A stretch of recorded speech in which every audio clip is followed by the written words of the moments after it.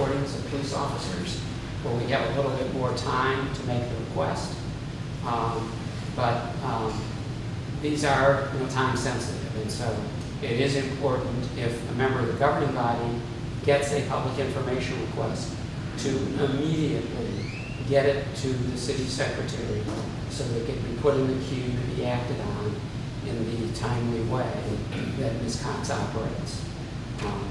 And I thank Ms. Vernon for the clarification about responding to postings, because that's sort of like responding to emails.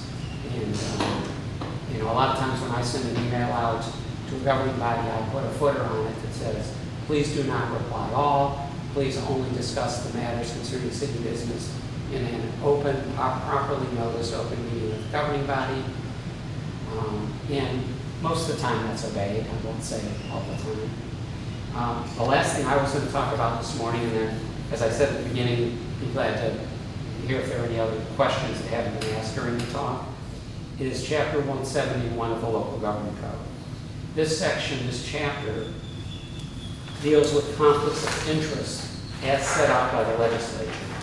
It sets out the rules for when an elected or appointed official must file an affidavit and not participate in discussion or vote on certain matters. There are two kinds of interests that you may have that could result in your needing to file an affidavit. One interest is an interest in real estate with a value of at least $2,500. So essentially your home or your business if you own your business location. Another interest is a business interest if you own over 10% of the business, or you own over $15,000 in value of the business, or the business is one from which you derive at least 10% of your income in the prior year. If a matter comes before the City Council, which would have a special economic effect upon you based upon the value of your home, different from the value of other people's homes, or if that item involves something that would have an impact on your business, again, with a special economic impact on your business that doesn't affect somebody else's business, then you'll need to file an affidavit setting out what the issue is and what the matter before the council is, and not participate or vote in the matter. By not participating, that means you either not at the meeting, or you don't speak during the meeting, and you don't vote on the issue.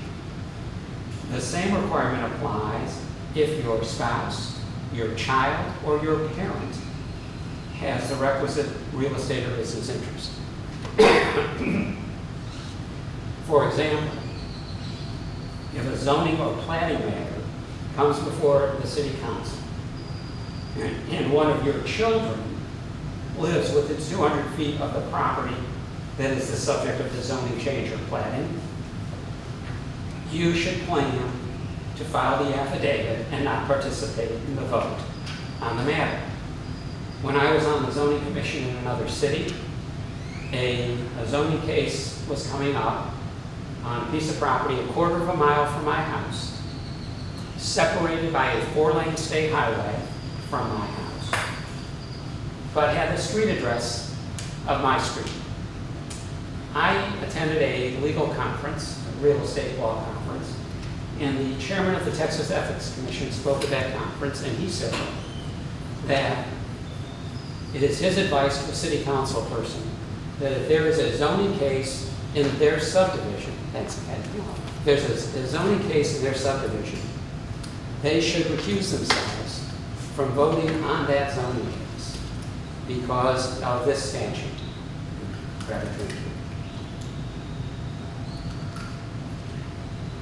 So, not knowing better, I went up during the break and asked him about the case I was about to hear as a zoning commissioner, and explained that a quarter of a mile from my house, but on the same street name, and separated from my house by the 4-lane state highway. He said to me, if I were you, I would recuse myself. Figuring that if there was ever a repercussion chairman of the State Ethics Commission suggested I recuse myself. Probably be a good idea to recuse myself. So I wrote it and signed the affidavit, and I filed it with the city secretary. And because I knew that my vice chair could handle the meeting, I stayed home, didn't even go to the meeting. I'm not suggesting that you stay home, but I am suggesting that you pay attention to that detail. It is often overlooked. It often comes out at the last minute. I've done affidavits literally hours before council meetings. I get a call at 2 o'clock at about a 7 o'clock council meeting. Oh, Councilman Jones forgot to tell me, but this zoning case about this business is around the corner from his house. What does he do? I said, I'll send you an affidavit, have him come in 15 minutes before the city council meeting, have him sign the affidavit, you're a notary, notarize it, and remind him to stay quiet on the dais when this item comes up. And it works, it worked fine. It's better to get a little bit more notice. I'm glad to prepare these affidavits. I'm glad to work through Ms. Vernon to help determine whether it's necessary. But there are criminal penalties if you violate this statute in Chapter 171 of the Local Government Code. If you do have a question about that, please refer to Ms. Vernon, and she will get with me, or she'll have me contact you directly. In order to do the affidavit, I've got to describe what the conflict is. So I have to say that there's a matter before the city council involving a piece of property on Allen Shepherd, and I, so-and-so councilman, live within so many blocks or so much distance from that. I use 200 feet in my example because that's the notice provision for a zoning change. So if you get the certified mail or the regular mail notice of a zoning change, that's a pretty big tip-off that you better recuse yourself. But it's not the only tip-off. I mean, I didn't get a notice about the zoning change a quarter of a mile from my house. But I felt after hearing that talk that it would be prudent to just make sure. So, and I'm glad to do that, and I'm done, except for any questions y'all have. If there are no questions, then I'm going to turn the meeting back over to Mayor Aldridge, and we can move to item 7A. Are there any questions for our attorney?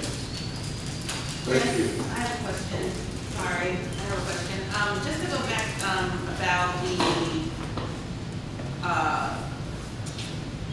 Zoom or calling in for meetings for us, council. So I know you said right now because COVID guidelines, we can do that. But let's say, I don't know, next month, the governor, they change it. So can we still, if I'm out of state, can I call in?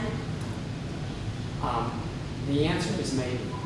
Okay. Now, let me explain maybe. First of all, for this meeting, with this agenda posted, no. No. If a council member wants to come in and participate in a meeting by Zoom, we got to say it. We got to tell everybody that's possible. There is an exception if it's an emergency. There's a very limited exception in the Open Meetings Act. I don't want to have you watching me read, but I'm glad to look it up and send something to Ms. Vernon next week. But there's a very limited exception, for a council person to participate by telephone, even if it's not on here, even if it's not the pandemic. Okay, but if it's going to be Zoom and it's going to be open to a councilman by Zoom, it's got to be open to everybody by Zoom, even under the governor's thing. The reason I said maybe is there's a bill right now in the legislature. It's already passed. I can't remember now whether it's passed the Senate or the House, but it's passed one of them, so it's still alive. That bill would continue the Zoom opportunity indefinitely, pandemic, no pandemic, emergency order, no emergency order. Because of the way the legislature works, and we're not going to do legislation 101 because it's not here, it's relevant only to Ms. Greider's question. But if a bill has not passed either the Senate or the House by today, it's dead, unless you can somehow find a way to amend another bill that has passed one or the other houses of the state legislature. And the legislature adjourns on May 31. There's an old trick they use I don't know if they still use it. It may be urban myth, but there's a rumor that the clock in the legislative chamber stops at 11:59 on the last day of the session, mysteriously. And because the clock hasn't struck midnight, they keep going until they're done. I don't know if that's true or not. I wouldn't be surprised if it is. But because of the rules that the State House of Representatives and the State Senate have approved, a bill has to have passed one of them by this time in the session for it to really have a viable chance of being adopted and put on the governor's desk. And even if they do pass a bill, the governor has 20 days within which either to sign it, veto it, or do nothing. And Governor Abbott has vetoed bills. The percentage of vetoed bills is pretty low. But nobody knows what the governor will do until he does it. There was a bill passed on May 5th involving cybersecurity training. Y'all are going to have to do cybersecurity training if you haven't done it by June 14th or 15th of this year. There's a bill in the legislature to modify how that all works. It's on the governor's desk. It's passed the House and the Senate. And I think the governor has 20 days, so he has until May 25th to act on